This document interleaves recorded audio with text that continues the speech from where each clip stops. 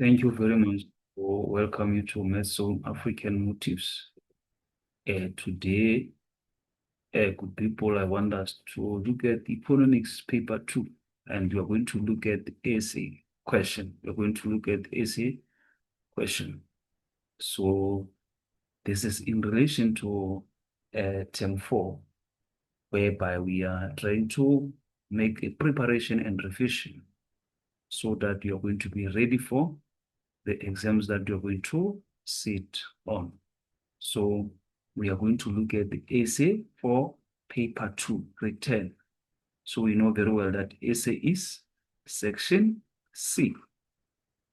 So section C, it says answer any one of the two questions in this section in the answer book. So as we are asked to answer only one question in this section, as you're going to attend to two of those questions, so that we know very well that when the exams comes, we are ready for and prepared to write an essay question on economics, paper 2. So this paper was written in Northwest in November 2024. So now we are told that the structure of an essay, your answer will be assessed as follows. Then we are given the structure of an essay. So in an essay, we have to have what? Introduction. So the introduction, as it says, the introduction is a lower order response. So a good starting point will be to define the main concept related to the question topic. Do not include any part of question in your introduction. Do not repeat any part of the introduction in the body. Avoid mentioning in the introduction what you're going to discuss in the body. So that is that. So now coming to the body. So the body now, as it says, is the main part. Discuss in detail or in-depth discussion or examine, critically discuss or analyze or compare, evaluate, distinguish, differentiate, and explain or assess or debate. So here we are given a maximum of 80 marks may be allocated for heading as well as example. Additional part, critically discuss or evaluate or critically. Evaluate, deduce, compare, distinguish, suggest, interpret, debate.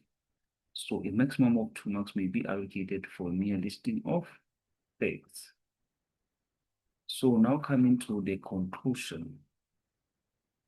So conclusion is any higher order conclusion should include a brief summary of what has been discussed without repeating facts already mentioned. Any opinion or varying judgment on the facts discussed. Additional support information to strengthen the discussion analysis.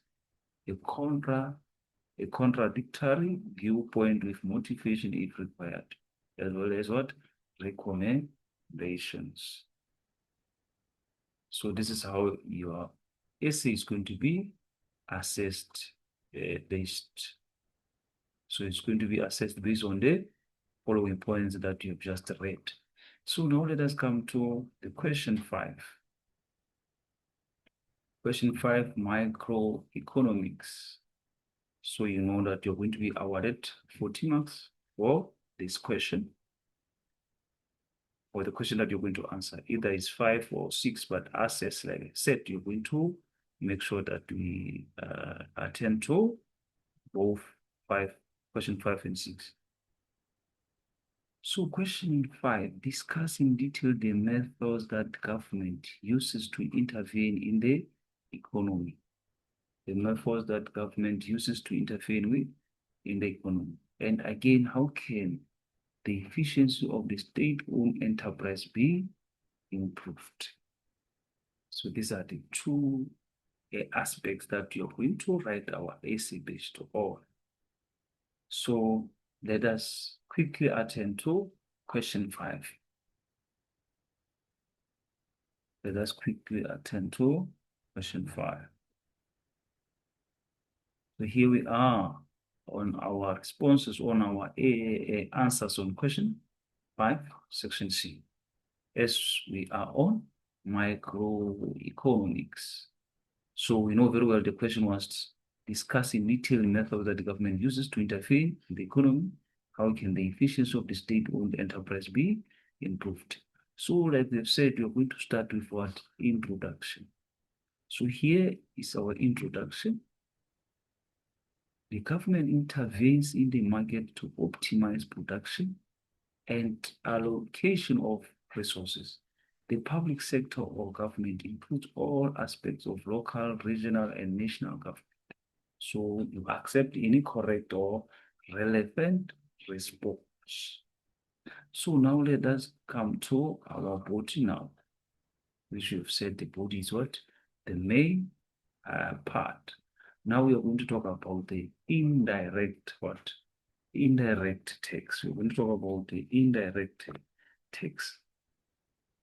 So when you talk about the indirect tax, when you're talking about the indirect tax, we are talking about a tax added to the price of goods and services. We are talking about the tax added to the price of goods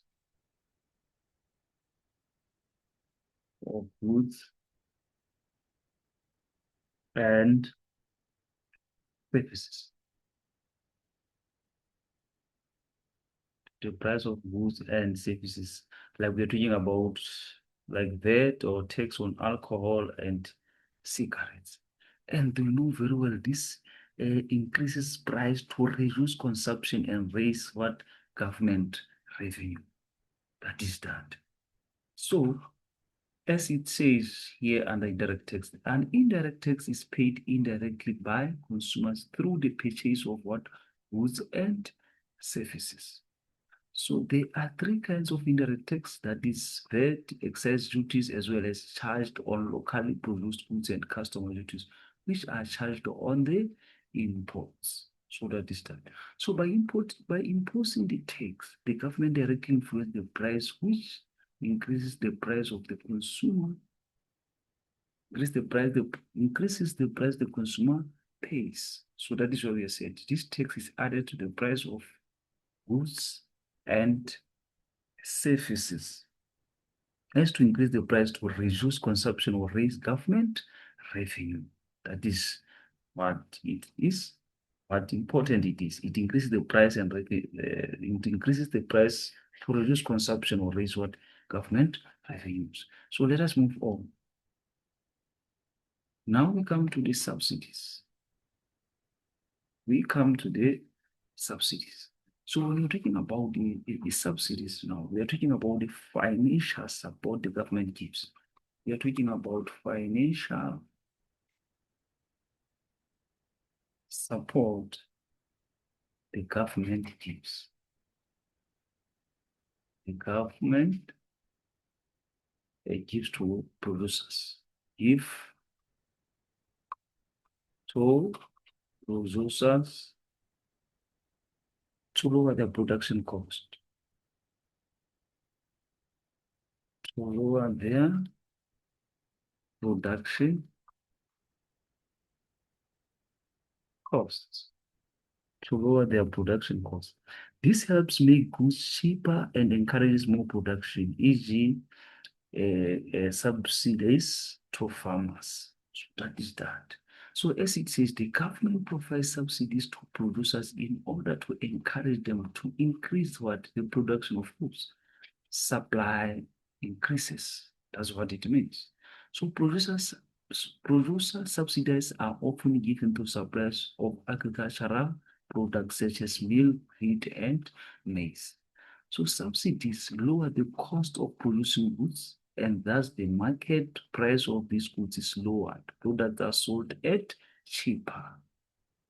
Hope we are together on that. Now let us move on to welfare. Let us move on to welfare. Let us move on to welfare. So now with welfare, we're talking about the government programs that provide money and service to people in need. We are talking about what?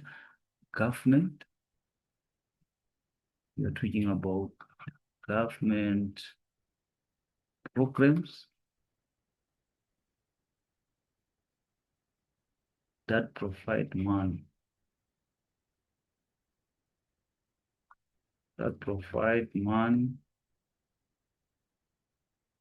or services, or service to people in need. To people in need, like social grants, housing, free healthcare. This helps reduce poverty and inequality.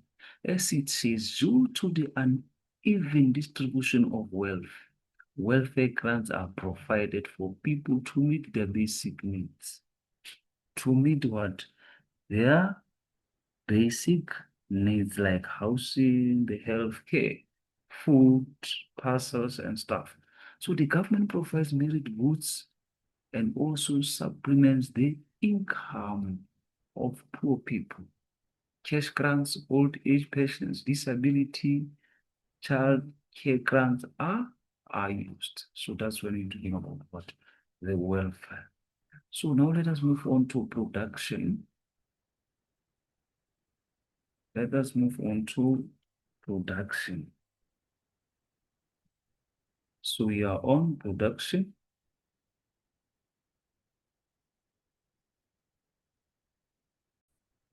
So production now, that is where we can say now the government, may support or directly produce certain goods or services. The government, the government may support, the government may support or directly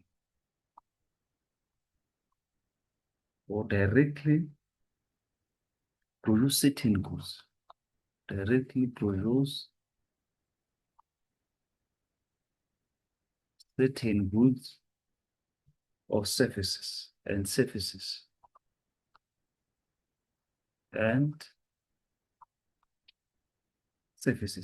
That's what it means when you're talking about production. You can talk about electricity, water, and transport to ensure essential goods are available to everyone.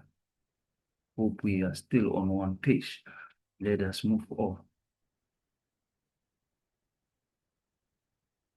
So as it says, government provides goods and services which are not provided by the private sector.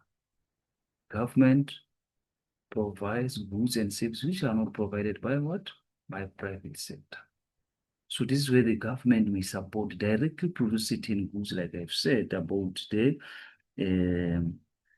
electricity, water. Those are the goods or the services that cannot be produced or provided by the private sector.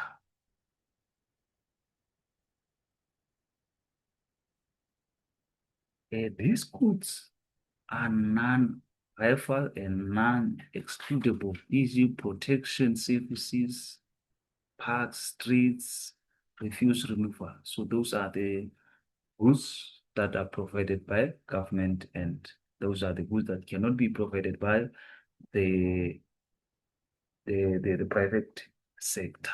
So that is that. So now we are on minimum wage. Minimum wage. As you can see that we have one a graph. As you can see, we have a graph, and then we can give explanation of this graph.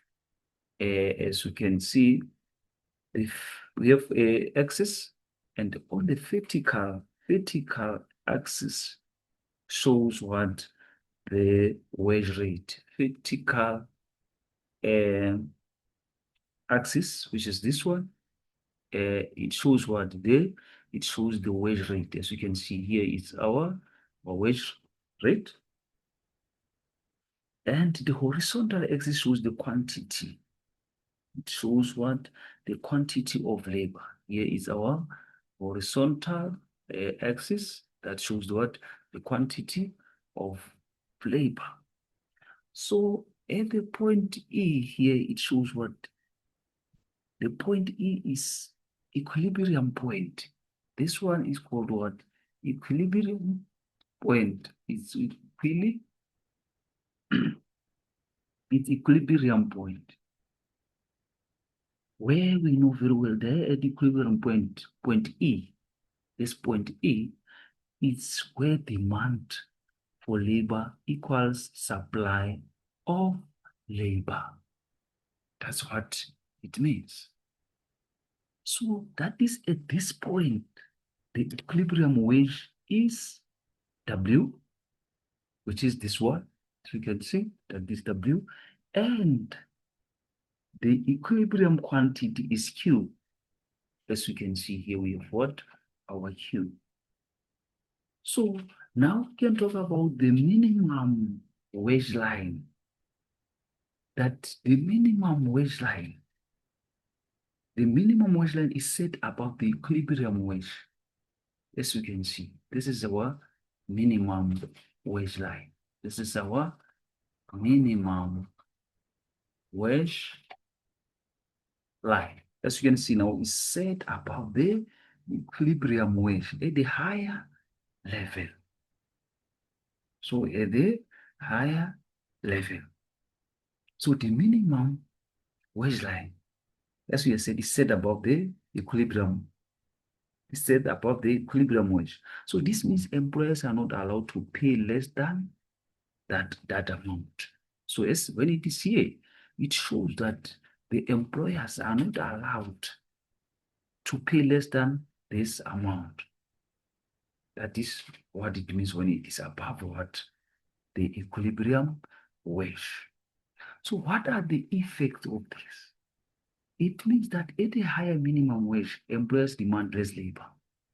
That is that. At the higher minimum wage, that employers demand what? Less labor. As you can see, the quantity here, Q1, they are here. So it shows that employers demand less labor because now they are to pay. They are not allowed to pay less than that amount that shown. So it simply says now the quantity of labor is going to be reduced, going to be less. But if you come to Q2 here, that is where it shows that more workers are willing to work. That is where now we have this quantity that from here to here now, it shows that now more workers are willing to work. So the difference now between Q2, difference between Q2 and Q1 shows unemployment. Difference between this one, Q2 and Q1 shows what?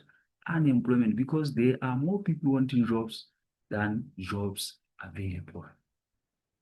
Hope we are together on this explanation of the minimum wage graph. Hope we are together on that. So now let us move on. Is we have some points there beneath the graph. When the government enforces a minimum wage, it means workers have to be paid certain wage amount and not anything less than this. So this is when we're talking about the minimum wage. So we have said, like we've already explained that is when employers are not allowed to pay less than this minimum wage. So the reason for this is that workers should earn wages which is enough to cover their basic cost of living. That is that. This helps to protect workers and reallocate what resources. So like they said, the minimum wage of 25 rand 42 per hour increased to 27 rand per hour with effect on 1 March 2024. So it means if the government increases the minimum wage from 25 rand 42 hour to 27 rand 58 hour, as shown, as this point says, it simply says employers may hire fewer workers. May hire how many? Fewer workers. But those who remain employed will earn more. That is that. Hope we understand about this graph. So let us move on to maximum prices. Let us move on to maximum prices. So if you on maximum prices, let us briefly try by all means to explain or give explanation of this graph, maximum prices. As you can see, we have the axis, and the vertical axis shows the price, which is this one. It shows what? The price. That is the vertical axis shows the price of the goods or services. But the horizontal axis shows the quantity demanded and supplied. We are here. It shows the quantity demanded and supplied. So that is that. So as you can see here, still here on the graph, you can see that the equilibrium point here, this is our equilibrium point E, where we are saying the point E is where demand equals supply. This point is where demand equals supply. So at this point, the equilibrium price is P and the equilibrium quantity is Q. That is that. The equilibrium quantity is what? Is P, and we know that the equilibrium quantity is Q. So the maximum price line now. Let's talk about the maximum price line. So the maximum price line here, the maximum price P1 is set below the equilibrium price P. The maximum price P1. Here is our maximum price P1. We can now see that it's set below the equilibrium price P, which is here. You see, which is here. Is set below the equilibrium price P. That is that. So this is the highest the price sellers are legally allowed to charge here on P1. This is what the highest price sellers legally allowed to charge.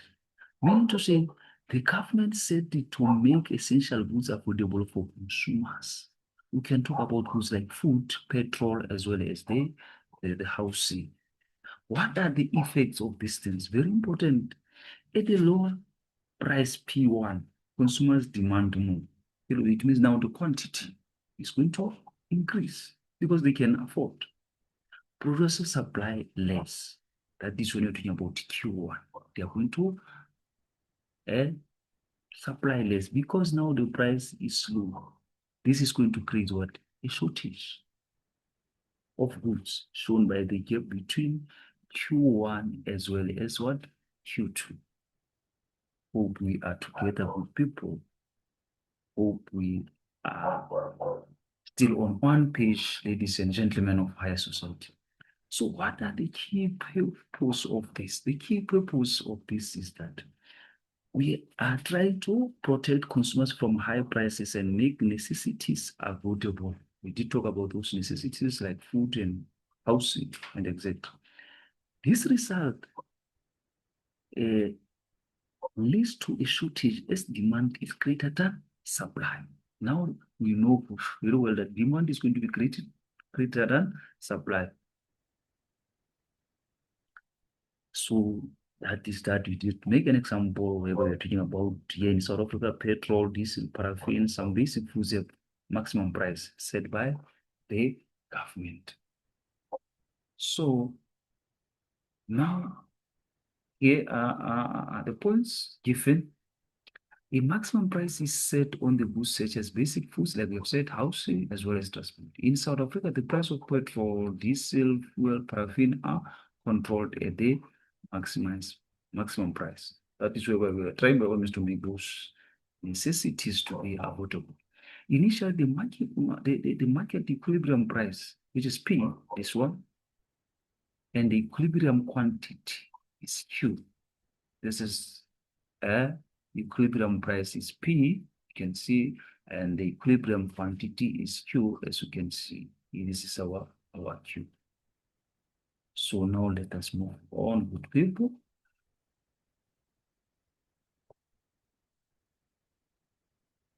So now it further on says the government intervene and passes a law that certain product, such as milk, cannot be sold more than P1. So they have to be below. They cannot be sold more than P1. They are supposed to be at P1.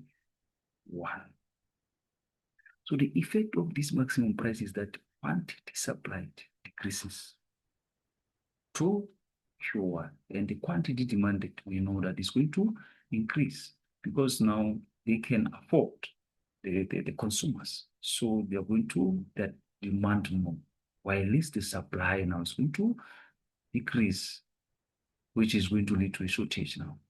So there is a shortage of the product milk equal to the difference between quantity or Q1 as well as Q2. So it shortage creates a problem now of how to allocate the product milk to consumers. Black markets were often developed where people can obtain the product milk. So we're talking about a black market is an illegal market in which either illegal goods are bought and sold or illegal prices are charged. So that is that. So now let us move on to minimum price. Let us move on to minimum price. Let us move on to minimum price.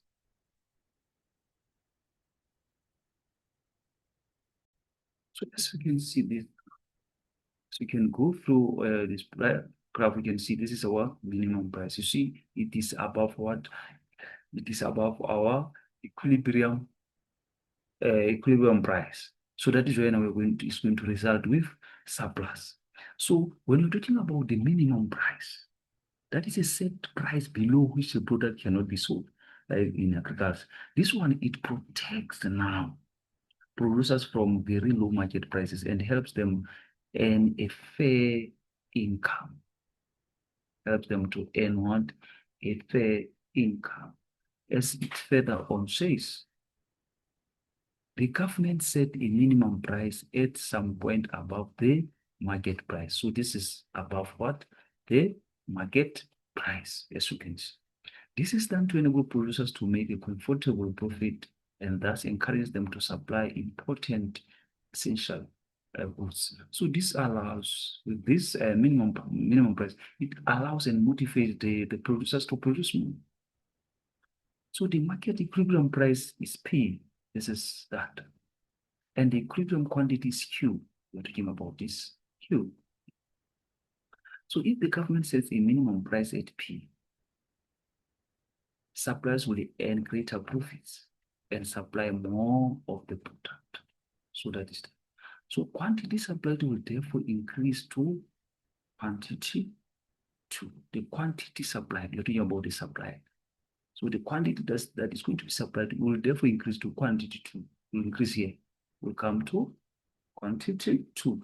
However, quantity demand will decrease to Q1. So here we have increase. Here we know it will now decrease in Q1 because of now the price, the higher prices that are charged above the price, the equilibrium price. So it means now the quantity that is going to be demanded now is going to decrease. That's what it means. That's what it means. So you're going to have more supply that is, the supply is going to be more than the demand. So a surplus means the government will have to buy extra wheat and dump it locally or abroad, because now we are going to have excess supply. We're going to have excess supply. Although minimum price may cause surplus, they do encourage the supply of important food stuff. So that is that, people. So let us move on. So now we are on additional part. We are on additional part to the aspects, to the body that we have discussed. So the additional parts are the following points. By forming private-public partnership to enable a faster or more efficient delivery of goods and safety. That is why you're forming a private-public partnership, whereby the two sectors are going to partner so as to enable faster and more efficient delivery of goods and services to the consumers. Setting clear costing and development mandates with financial implications clearly set out. Developing a framework for the appointment of remuneration of the members of the board of state-owned companies, ensuring efficient management and accountability. Focusing on scarce resources for highest financial impact. For example, encouraging competitive work culture by hiring and retaining talented individuals through competitive compensation packages. By privatizing state-owned enterprise to ensure efficiency and competitiveness, strengthening internal and external audit control systems to reduce corruption. So now we are to conclude question 5. And this is how we concluded. The intervention of government ensures that efficiencies is eliminated and that the market is operating effectively. So this is the end of question 5. And we are to move on to question 6. Here we are on our question 6. As it reads as follows. This is a contemporary economic issues. Then you have to get 40 marks even on this question. And you have to spend what? How many minutes? 40 minutes. So it reads as follows. With reference to the cause and effect, discuss unemployment in detail. That is the first aspect that we are asked to do. How do public works program help in reducing the rate of unemployment in the country? So let's quickly go to our answers on question 6. So here we are on our answers on question 6. Here we are on our answers on question 6. That is the contemporary economic issues.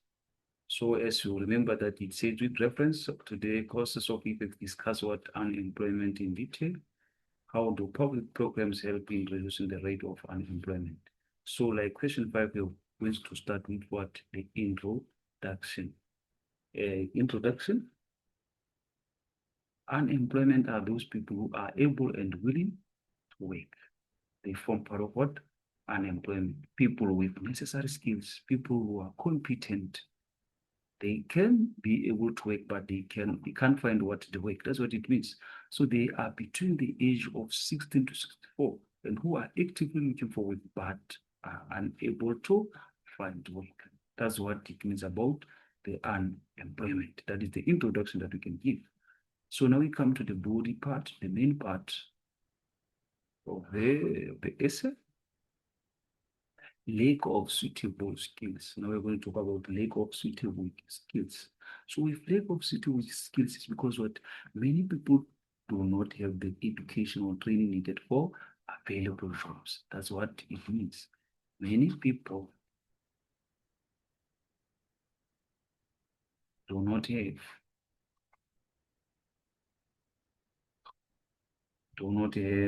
the education,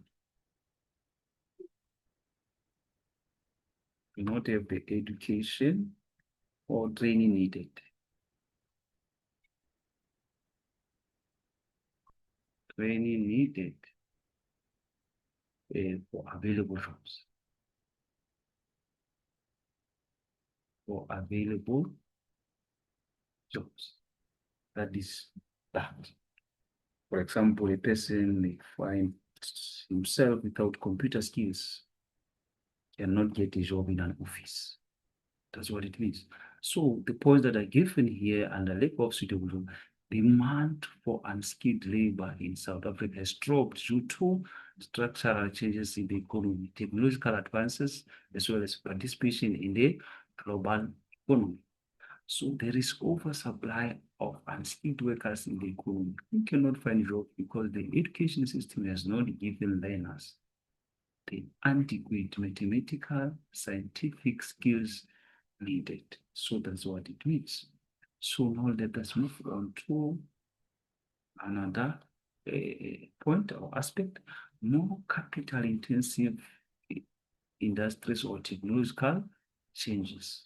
More capital intensive industries or technological changes. So we're talking about businesses more change. That's another cause of unemployment. Business uses more machines, more machines and technology. And technology instead of human workers. Instead of human workers. So that's what it means. So, like it says, production of high quality goods for world markets has led to business investing in machinery and technology. And since this business would need less labor, this adds to unemployment. Hope we are together on that. So now we come to trade unions and labor legislation. Trade unions and labor legislation. So we know that strict labor laws and high wage demands by unions can make hiring workers expensive, can make hiring of workers expensive. So now let us quickly go to the points that are mentioned under trade unions. The demands of trade unions for increased wages results in South African products being more expensive than imported goods. The demand of trade unions of increased wages results in South African products being more expensive than imported goods. So this leads to many firms being forced to close as they can no longer compete, which ultimately leads to thousands of workers losing what? Their jobs. That is what it means. So it means employers may hire fewer workers to save costs. That's what it means because of strict laws and high wage demands by unions can make hiring workers be expensive. Now strikes strikes for additional employment are also very bad as firms make less profit and cannot afford to increase what employment. So it means now they will hire a few workers. So South African workers are protected by labor laws. So these laws may not be flexible enough and actually discourage the employers from taking on more workers, particularly laws governing dismissal and minimum wages. So you see now the hiring is going to be lowered by the laws, strict labor laws. Increasing of the wages can lead employers to hire fewer workers and the production is going to be affected that way. Sometimes labor legislation encourages firms to change from labor intensive to capital intensive methods of production. So once it is like that, it simply says more machines are going to use, technology is going to use, so that is going to as well make the human people or human workers to not be hired. Now we come to the world recession. Now we come to the world recession. The world recession. So when I talk of the world recession, when the global economy slows down, demand for goods falls, and companies close and reduce staff. That's what it means. That's what it means. When the global economy slows down, we're saying when global economy slows down, demand for goods falls. Demand for goods falls and companies close. Companies, the companies now close or reduce that. That is that. As it says, the world recession of 2008 and 2009 has resulted in a severe downturn in the business cycle and has led to loss of more than 1 million jobs in the South African economy. So a consumer demand drops. Firms have to reduce their output, which results in many workers being repressed. So that's what it means. Now let us come to the population growth now. Let us come to the population growth. Here we are on our population growth. More people enter job market each year, but there are not enough jobs for everyone. That is that. And this increases competition for limited employment opportunities. As it is, with South African population growing too fast, the economy cannot provide what jobs for all who are entering the job market since 2011. Since 2011, the levels of economic growth have not been higher enough to absorb majority of new job seekers. If the population growth exceeds the economic growth, it causes what? Unemployment. That is in short like that. Now we come to the low rate of economy, low rate of economic growth. So we're talking about a low rate of economic growth. We are simply talking about when the economy grows slowly, business do not expand and create new jobs. That's what it means. That's what it means when you say when the economy when the economy grows slowly, when the economy grows slowly, means now the businesses do not expand. Businesses do not expand and create new jobs or create new jobs. So as if the South African economy is not grown enough to create a large number of jobs needed to absorb job seekers. That is that. So now let's come to the effects of unemployment. The effects of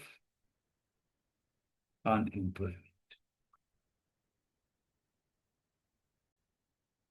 The effect of unemployment. Unemployment has a negative effect on economic, social, as well as political conditions in the country. The effects on household and individuals. Effects of unemployment on household and as well as individual. So there will be what? More poverty. If people find themselves without jobs, so it means that alone it implies what? The poverty. So now people are going to struggle to get food. You see, less consumer spending. So if people find themselves without jobs, it means now they are not going to spend more because they don't have money to buy. So there will be less consumer spending. Then that is going to affect businesses because now the sales are going to short. Lower standard of living. So the standard of living is going to be very low because of now there is no income. Decrease in self-respect and confidence, that is that. Poor physical and psychological health. So that is that. Also, the Effects of unemployment. Now it come today, the burden on taxpayers. Burden on taxpayers. Large amounts of money are paid out by the state as a social welfare grants for the unemployed and poor people. See, now the government has to pay what? To pay grants to these people who are unemployed or these people who are poor now. So that is a burden on taxpayers. This amount is not suitable in the long term. And if government increases taxes in order to subsidize these grants, it will have a negative effect on the economic growth, and will discourage foreign investment in the new business. So people will not want to invest into a country whereby now the economy of that country is very low. So that will discourage the foreign investors to come to such a country. So this happens whereby now people find themselves without jobs, and this puts a burden on taxpayers, because now the tax will end up being increased so that the government will be able to try by all means to meet the needs of these people who are very poor, who are not employed, and that affect what? The economy of the country, and that discourage what? The investors, the foreign investors. That is that. So now let us come to the social problems. Now we are on social problems.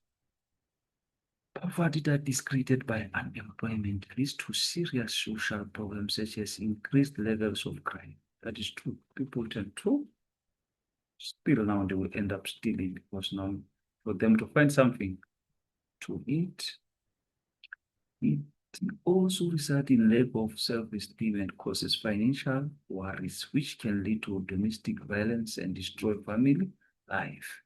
Unemployed people are dissatisfied, so they are more likely to express the discontent about government policy in general through demonstrations and riots. So that is that. Now we come to the additional part of our essay. Now we come to our additional part of our essay. As it says, public works projects create jobs for construction workers, engineers, and other professionals. Public works investment can stimulate economic growth, leading to increased demand for goods and services and creating new job opportunities. So if the public works try by all means to create jobs, so that will make people to spend more, and that will help what the economy of the country to grow. These projects can improve infrastructure, making it easier for business to operate and creating a conducive environment for economic growth. It can provide training, skills development opportunities for workers, enhancing their employability. So it will provide training for workers so that it will be easy for them to access jobs. Also, public work programs can serve as a social protection mechanism, providing income support for vulnerable populations during the economic downturns. Public works spending can have multiplier effect, generating additional economic activity and job creation through the supply chain. Also, public work programs can focus on rural areas, creating jobs and stimulating economic growth in regions with higher unemployment rates. So that is the additional part. Then we have to come to this essay of us, where it says South Africans' poverty is mainly caused by unemployment, and the country will need a sophisticated solution to reduce unemployment levels. So that is that. Accept any other correct and relevant response. So this is the end of our presentation. And great, make use of this presentation, as it will help you a lot when you're writing your essay with the coming exams that you are going to write. Please share with others, and please don't forget to hit the subscription button. Thank you very much.